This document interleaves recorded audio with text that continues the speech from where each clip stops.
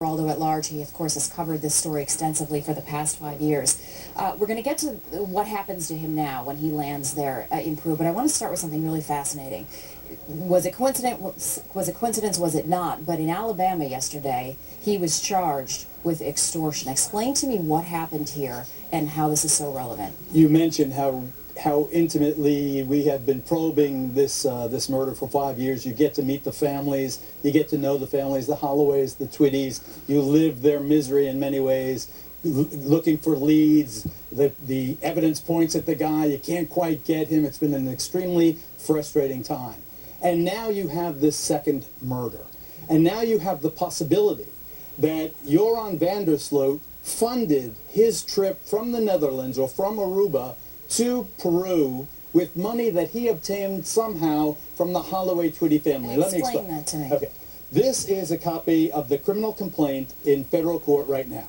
Joran van der Sloot in Birmingham, Alabama, is now charged with extortion and wire fraud for obtaining from a Birmingham bank $15,000. Somebody in Birmingham gave him $15,000 a down payment on a $250,000 extortion attempt by Joran van der Sloot, in which he was going to offer evidence of how he killed Natalie Holloway and where her body is. Yeah. So somebody in Birmingham authorized the down payment of $15,000, a wire transfer to Joran van der Sloot. He's a guy that wasn't working, desperate for money. Now he's got cash, and I believe one of the bitter ironies is now that his previous victims have been duped into funding his latest crime. So there's the strong possibility that someone in the Holloway Twitty family said, we are so desperate to still find information on where Natalie is, we will pay if he will give us some sort of information. It sounds like he got the initial down payment, took that money, then took off for South America to go gambling, meets this girl in the casino, she winds up dead.